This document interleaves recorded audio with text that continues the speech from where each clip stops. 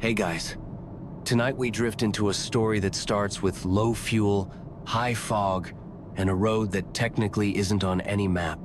You're driving alone past midnight, the kind of hour when even the stars seem half asleep. The GPS glitches every few minutes. The road is as empty as your voicemail inbox, and the only sound is your engine, and that little rattle behind the dashboard you keep pretending not to hear. You probably wouldn't survive 10 minutes here unless you count surviving on gas station jerky and bad decisions. So, before you get comfortable, take a moment to like the video and subscribe, but only if you genuinely enjoy what I do here. Tell me where you're listening from and what time it is where you are. Now, dim the lights. Maybe turn on a fan for that soft background hum. And let's ease into tonight's journey together. You leave the interstate around 12:47 a.m., chasing some imaginary shortcut the GPS coughs up like a bad idea. Supposedly, it'll save you 16 minutes, but within 10, you're driving through fog so thick it feels like you're inside a memory. The road narrows into a snake of cracked asphalt and mossy shoulders. No signs, no lights. Trees lean in too close, like they want to eavesdrop. Your headlights catch something odd, a billboard half swallowed by vines. It's an old ad for Cheer Up Cola, a brand you're pretty sure hasn't existed in your lifetime. The smiling cartoon woman on the sign looks disturbingly cheerful, like she knows something you don't. Here's a question. Have you ever trusted your gut, only for it to turn around and say, "Yeah, actually, I have no idea either"? You keep driving. The radio fizzles into white noise, Thanodly into a faint swing tune. At first, you think it's interference, maybe some late-night AM broadcast bleeding through. But the signal is clean, almost too clean, like it's being broadcast from somewhere nearby. The kind of sound that feels like it's watching you listen. Your phone loses signal entirely. 1 bar, then none. Then the clock resets to 12 o'clock. It's like you're in a pocket of something air, time, or someone else's idea of reality. And then you see it. A gas station. It glows amber through the fog, all curved neon letters and classic pumps. The price sign says 32 cents a gallon, and you laugh out loud because that has to be a joke. The building is shaped like a diner mashed into a service station, and there's an old payphone bolted to the wall outside. You pull in slowly, half expecting the whole thing to vanish when you blink. But it doesn't. You turn off the engine, step out, and suddenly, the air smells like motor oil and tobacco leaves. Odd detail. The gravel crunches under your shoes louder than it should. You walk toward the door, which swings open with a squeal. Inside is a single overhead bulb, a humming soda fridge, and a man in a pressed button-up shirt polishing the counter like it's a lost art. His hair is slicked back, his sleeves rolled to the elbow. There's a radio on the shelf behind him, playing the same swing tune you heard earlier live, he says, from St. Louis. You blink. Live? He nods. Tuesday night broadcast. You glance at the calendar behind the counter. It says the 10th of April, 1962. You smile awkwardly. Cool decoration. The man doesn't laugh, just offers, "Fill up?" Your throat is dry when you nod yes. You pay with a 10, and he gives you back coins. Real ones, not the kind that feel like toys. "Don't stay on Old Orchard too long," he says as you turn to leave. "Why not?" you ask. He shrugs. Sometimes people forget how to leave. The swing music ends. The fog thickens. And as you climb back into your car, something about your reflection in the window feels wrong. You start the car, but the engine doesn't catch right away. Just a slow, dragging whir, like it's waking up from a dream it doesn't want to leave. When it finally turns over, the headlights flicker once, twice, and hold steady. You glance back at the gas station, but the attendant is gone. No movement behind the glass, no swing tune playing. The door you just came through now looks older somehow. Weathered, like it's been shut for years. You ease back onto the road and head in the direction the GPS should be guiding you if it hadn't decided to erase itself. The fog curls behind you like it's watching. The road signs are wooden, hand-painted, and barely legible. One says, County Road 17. Another simply reads, to town. You pick that one, because why not? The road leads through thick woods and then opens into a town so quiet it feels paused. The first thing you see is a barbershop-striped pole spinning slowly. Across from it, a diner with big glass windows and chrome trim. A guy in a Letterman jacket walks by holding a paper bag, and he's humming something that might be Buddy Holly. You slow down. Everything looks perfect. Too perfect. Every window is clean. Every lawn trimmed. A kid on a red bike rides past, gives you a curious glance, and vanishes around the corner. You park near the diner. The neon sign says, open, in looping cursive, and the air smells like grilled onions and fresh coffee. You step inside. The tile floor squeaks under your boots. A waitress with a beehive hairdo and a yellow apron greets you with, counter or booth, hon? You blink. Booth. She hands you a menu. It's laminated, but the corners are curling. The prices are impossibly low: hamburgers for 45 cents, milkshakes for a quarter. You look around. A couple in the corner is slow dancing next to a jukebox. A man in a fedora reads a newspaper dated the 10th of April, 1962. You laugh nervously. Is this like a reenactment town? The waitress frowns. Pardon? Like one of those vintage villages for tourists. She looks at you like you just spoke Martian. You're not from Greenville, are you? No, you say slowly. Just passing through. She tilts her head. Where from? Cleveland. She gives you a squint. You mean East Cleveland?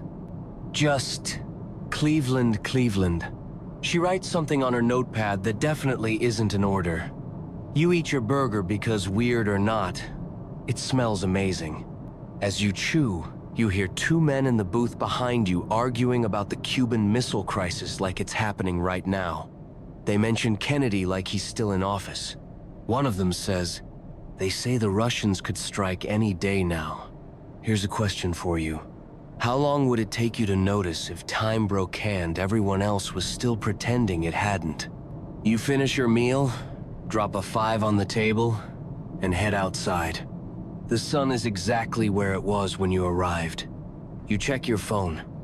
No signal. Still 12 o'clock. You try asking someone for directions. An older man tips his hat and says, head north till you see the Texaco, then left past the Sinclair. You thank him, but neither of those exist anymore.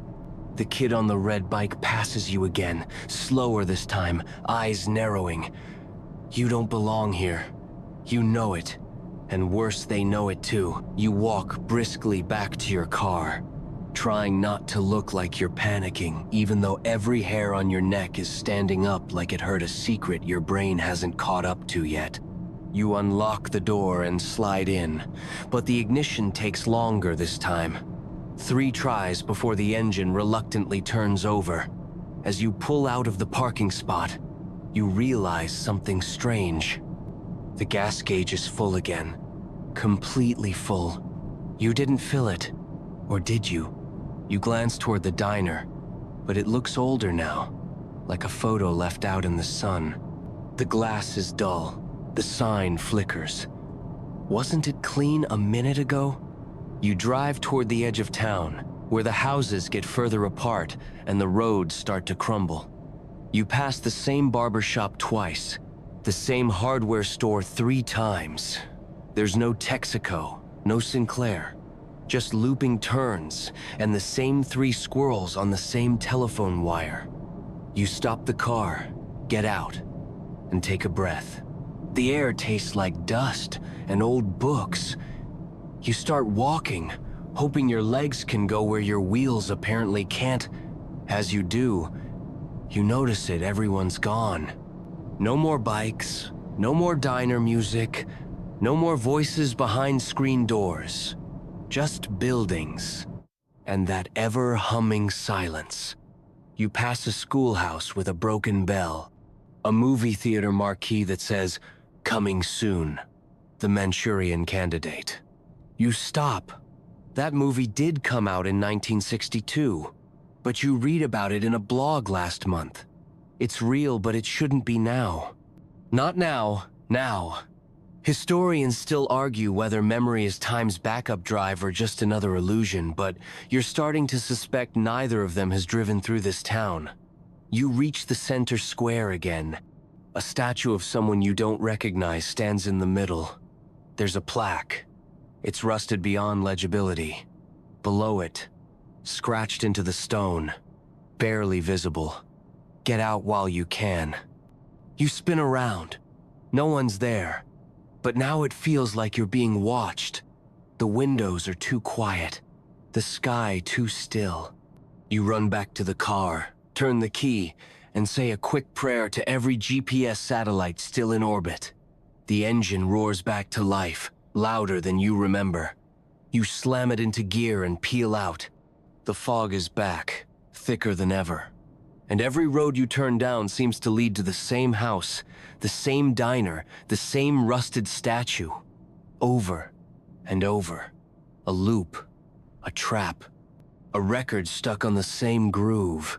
You take a hard left no plan, just instinct, and for 1 second, you think it worked. The trees change.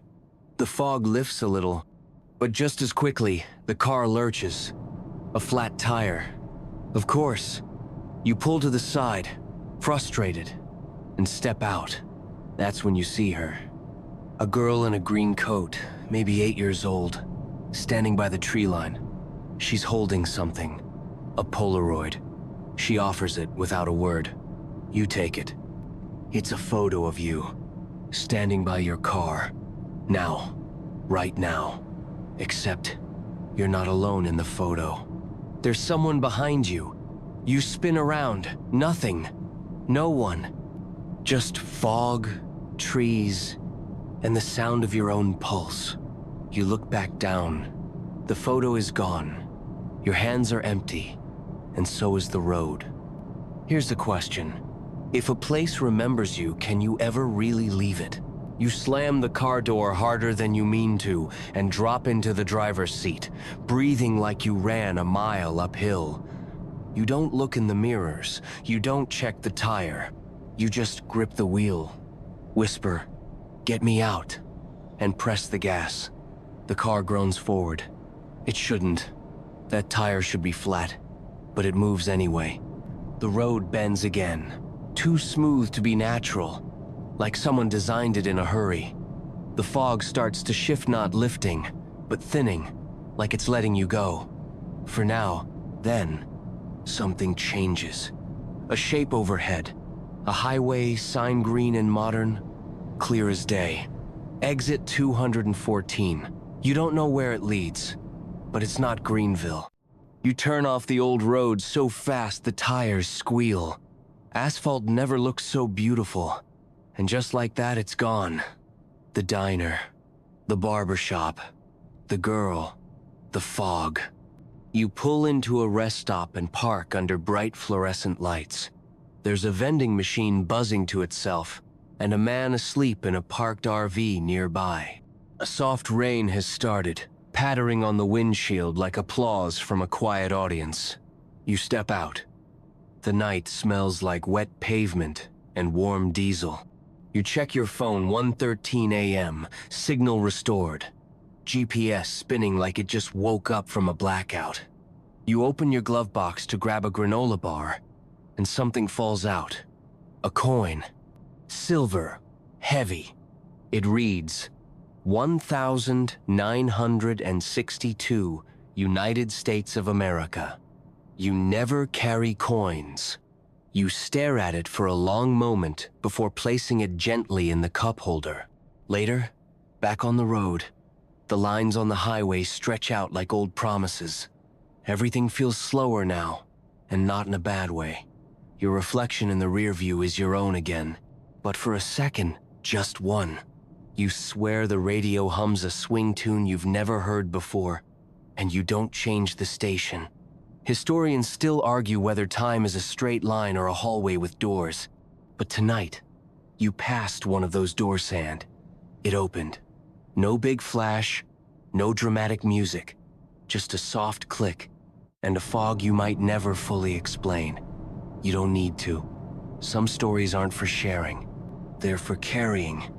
Quietly, carefully, like a coin with no origin, like a town with no map, like a memory that doesn't belong to you but refuses to let go. I know what I want, and I'm not afraid to work hard for it. Nothing can stop me from achieving my dreams.